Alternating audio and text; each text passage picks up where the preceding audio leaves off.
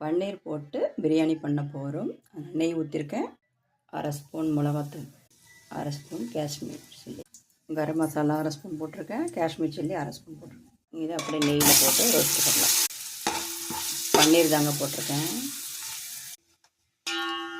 இந்த பன்னீர் எடுத்துட்டாங்க. அதே பாத்திரத்தில் எண்ணெய் ஊற்றிருக்கேன். நெய் 1 ஸ்பூன் விடலாம். பட்டை, கிராம்பு, ஏலக்காய், கிராம்பு எல்லாமே இருக்குது. அதை வெங்காயம், இஞ்சி பூண்டு பேஸ்ட், இங்கே கரண்ட் இல்லை, அதான் இருட்டாக. தக்காளி, புதினா, கொத்தமல்லி வறுக்கலாம். பிரியாணிக்கு தேவையான உப்பு, காஷ்மீர் சில்லி, கரம் மசாலா, தயிர் கொஞ்சம், கிளாஸ் அரிசிக்கு 1.5 கிளாஸ் தண்ணி வருது. அரிசி போட்டுக்கிறேன். பாஸ்மதி ரைஸ் தான்.